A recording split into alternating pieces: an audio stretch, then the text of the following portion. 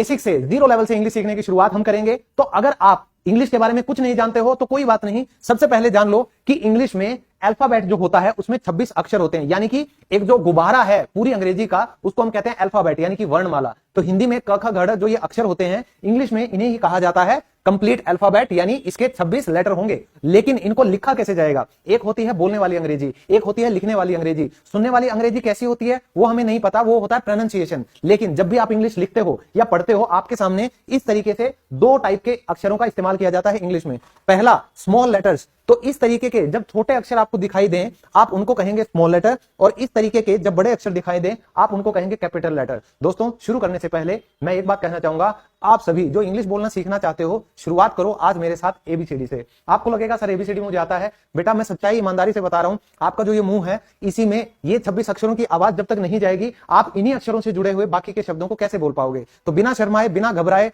Nervous हुए बिना एक बार मेरे साथ साथ आप कहीं भी हो थोड़ा सा हल्का सा आवाज में बोल दो, जैसे A B C D E F F G H H I J K L M N O P Q R S T U V W X Y Z. तो कहां स्मॉल लेटर लिखना है, कहां आपको कैपिटल लेटर लिखना है, ये भी मैं कंप्लीट जानकारी आपको देने वाला हूं इस कंप्लीट कोर्स में आने वाली क्लासेस में। तो अब हमें पता चल चुका है कि इंग्लिश में 26 लेटर्स होते हैं यानी कि अक्षर होते हैं। लेकिन अब हमें अगले पड़ाव में क्या करना है, इन 26 अक्षरों में से हमें 5 अक्षरों को अलग करना है, क्योंकि आने वाली जितनी भी क्लासेस हैं उनमें आपको इस चीज की बेहद ज्यादा जरूरत पड़ने वाली है। तो सबसे पहले ए ई आई ओ यू, ये जो 5 लेटर होते हैं दोस्तों, इन्हीं से कुछ आवाजें निकलती हैं, और अंग्रेजी का कोई भी शब्द आप बनाओगे तो बिना इनकी आवाज के वो शब्द नहीं बोला जा सकता। तो कितना इंपॉर्टेंट हो गया कि इनके बिना तो इंग्लिश बोली नहीं जा सकती।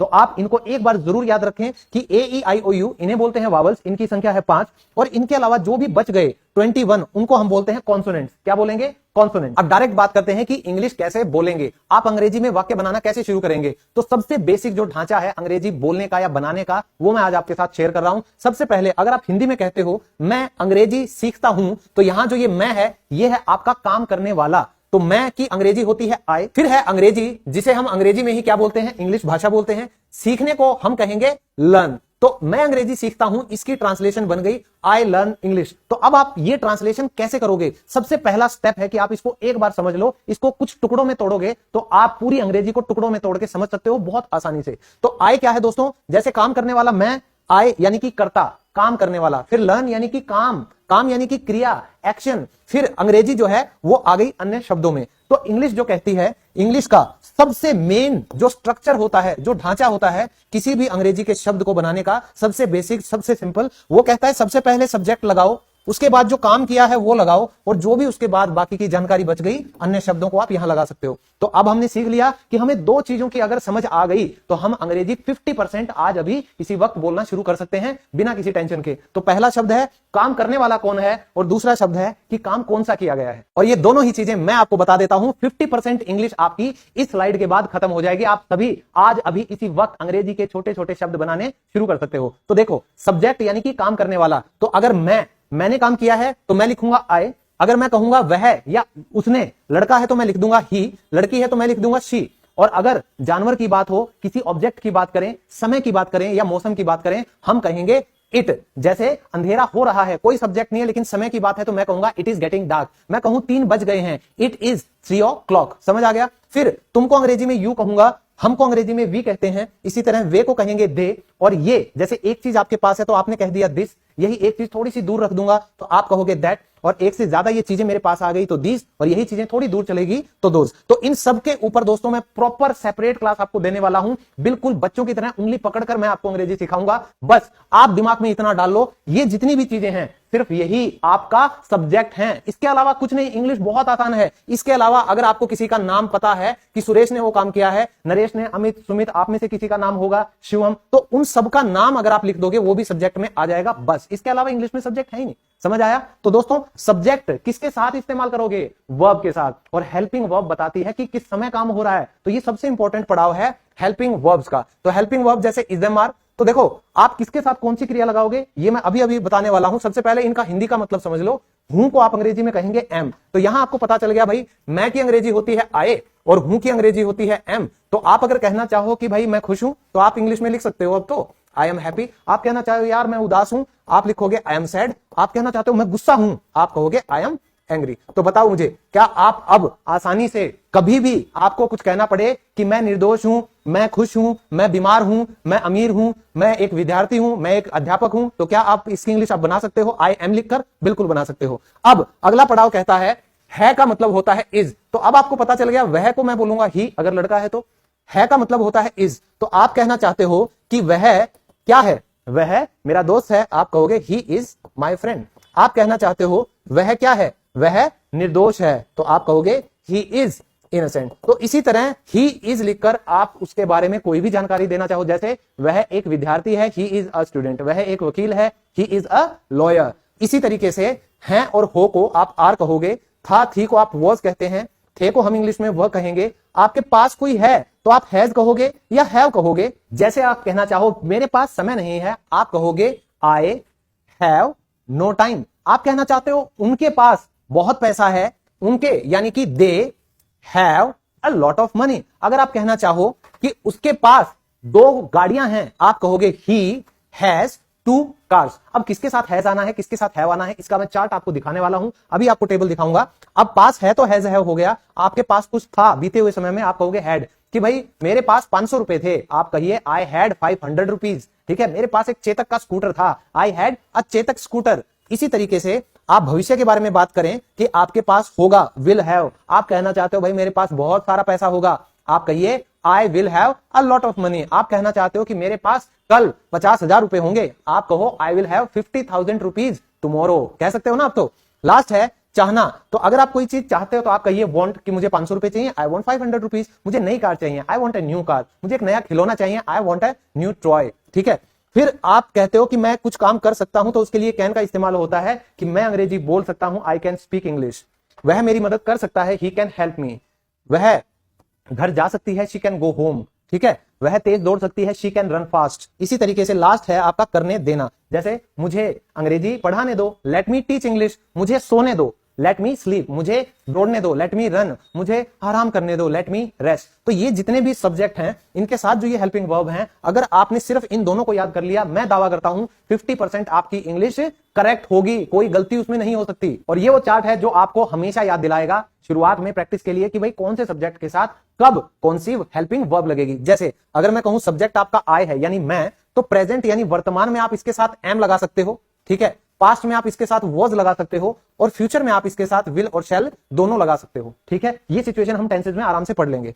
फिर ये जो ग्रुप है ही शी इट, कोई नाम हो या सिंगुलर नाउन यानी कि एक वचन जिसकी गिनती एक हो, तो ऐसे सब्जेक्ट्स के साथ प्रेजेंट में तो इज और हैज हेल्पिंग वर्ब आ सकती हैं, पास्ट में सिर्फ वॉज आ सकता है, और फ्यूचर में सिर्फ विल आ सकता है। दोस्तों गिनती की 4 चीजें हैं, यही याद कर लोगे ना, 50% इंग्लिश आपकी आज ही पक्की हो जाएगी। और इसके अलावा जो ये बच गए सब्जेक्ट वी यू दे या प्लूरल नाउन यानी कि एक से ज्यादा बहुवचन, इनके साथ प्रेजेंट में आर और हैव आ सकता है, पास्ट में सिर्फ वर आ सकता है, और फ्यूचर में विल और शैल दोनों आ सकते हैं। अब आपको ये तो पता चल गया कौन से सब्जेक्ट के साथ हमें कौन सी हेल्पिंग वर्ब लगानी है। हमें ये पता चल जाएगा कि हम कोई भी काम पास्ट में कर रहे थे, प्रेजेंट में कर रहे हैं या फ्यूचर में करेंगे, लेकिन काम क्या करेंगे उसी काम के बारे में अब हम बात करते हैं। उस काम को हम अंग्रेजी में कहते हैं वर्ब, और ये सबसे इंपॉर्टेंट हिस्सा है अंग्रेजी भाषा का। अगर आपको सब्जेक्ट, हेल्पिंग वर्ब और ये वर्ब, सिर्फ इन 3 चीजों का पता चल गया, 90% जो आपकी इंग्लिश का सेंटेंस है ना वो सही हो जाएगा। तो देखो गिनती की 10 मिनट हुई है हमें बस शुरुआत किए हुए, और आप 90% इंग्लिश तक पहुंच चुके हो। देखो जब कोई भी काम होता है तो उसका डायरेक्ट ट्रांसलेशन जो हमें मिलता है अंग्रेजी में, उसको हम कहते हैं वर्ब की फर्स्ट फॉर्म यानी कि बेस फॉर्म।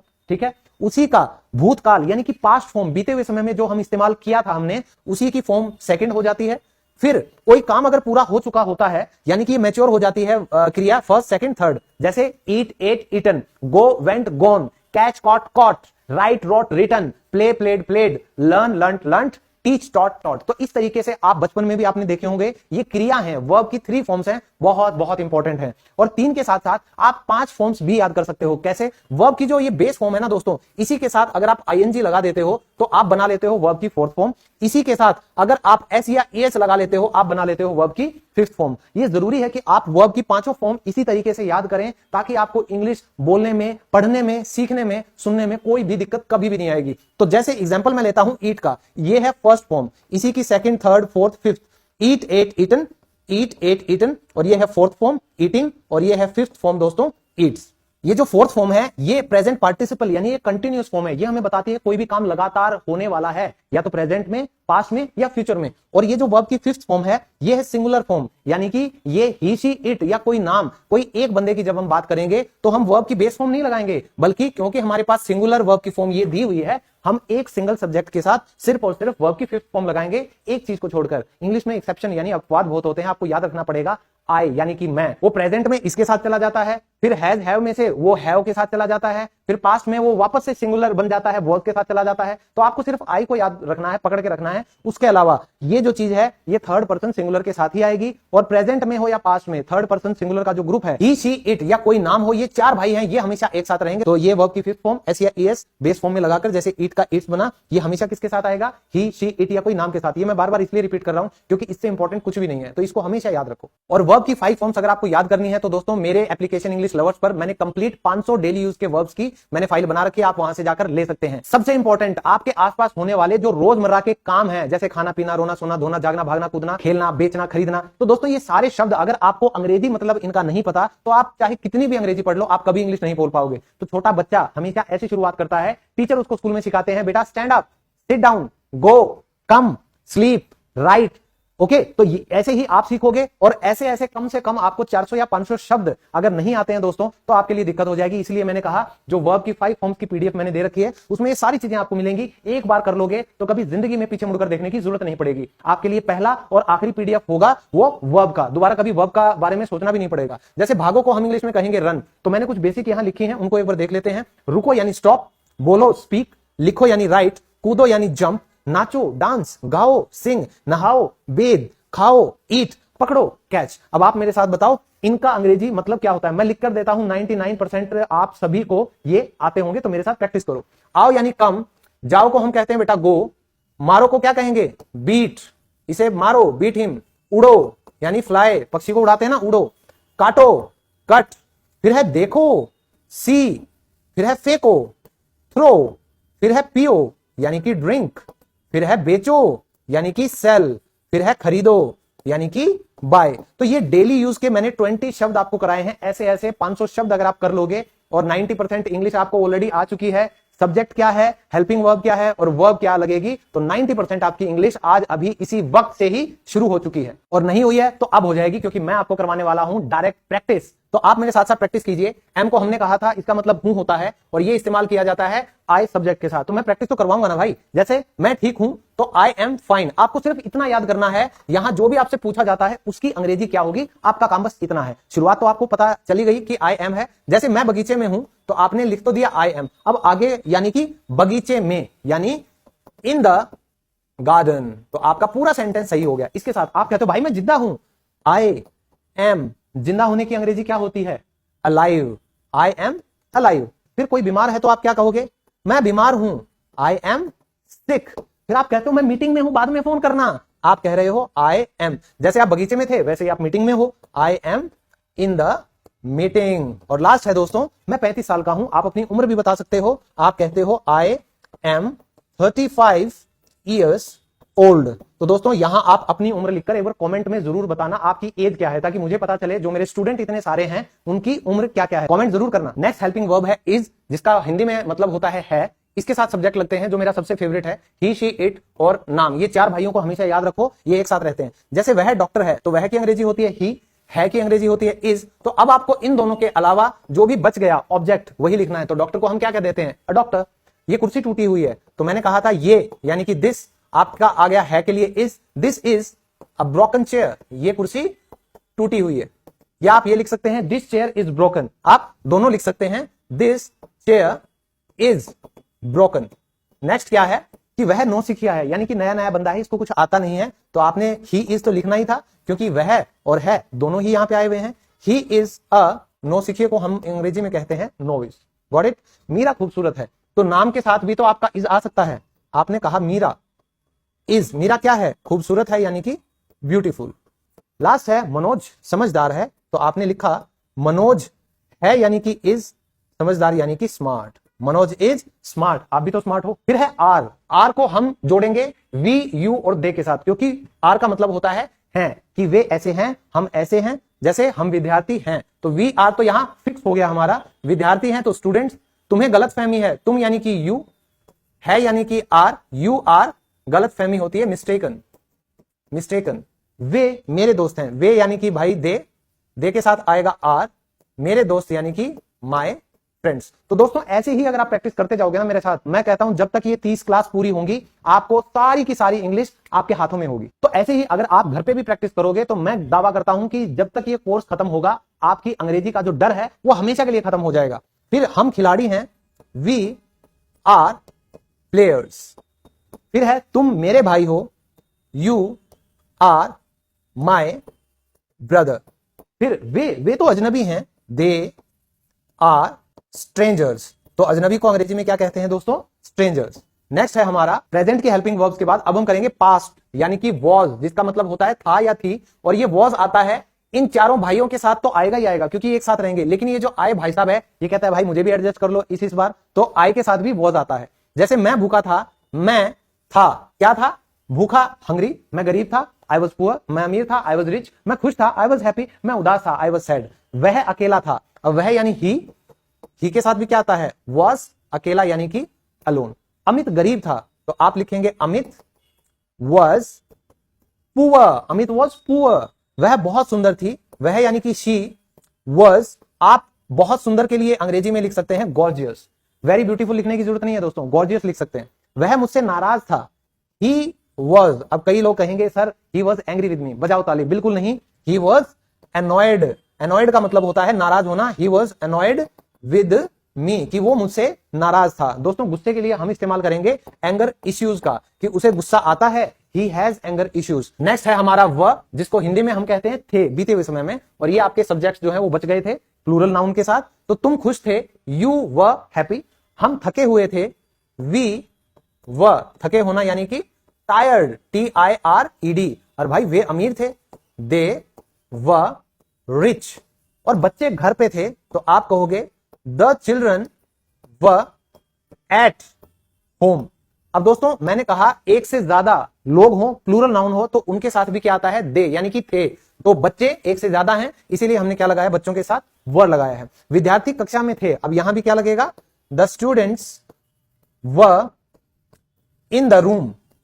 कक्षा में थे तो class, the students were in the class. सबसे इंपॉर्टेंट हैज, हैव। तो दोस्तों हैज और हैव का मतलब होता है हिंदी में कि पास है, यानी आपके पास कुछ है। जैसे मैंने बताया था उसके पास 2 गाड़ियां हैं, ही हैज 2 कार्स। मेरे पास 3 गाड़ियां हैं, आई हैव 3 कार्स। तो हैज किसके साथ आता है? ये जो सब्जेक्ट ग्रुप है भाई, ये चारों भाई एक साथ रहते हैं। इसके साथ साथ अगर कोई सिंगुलर नाउन भी है यानी जो गिनती में एक है, उसके साथ भी क्या लगेगा? हैज। और इनको छोड़कर सबके साथ, चाहे वो आई है, we, you, they, plural noun यानी कि एक से ज्यादा, उन सब के साथ आता है हैव। तो जल्दी कीजिए, उसके पास 2 गाड़ियां हैं, ही के साथ हैज आएगा, 2 कार्स। अब उसके पास जो भी है ना आप यहां आराम से लिख सकते हो, और उसके पास जो भी है आप यहां आराम से लिख सकते हो। जैसे उसके पास 3 फैक्ट्रियां हैं, ही हैज 3 फैक्ट्रीज। उसके पास 4 कमीजें यानी शर्ट हैं, ही हैज 4 शर्ट्स। तो कुछ भी लिखो। रिया को आज बुखार है, बुखार भी किसका होता है? आपका अपना होता है, इसीलिए हम लिखेंगे रिया हैज अ फीवर टुडे।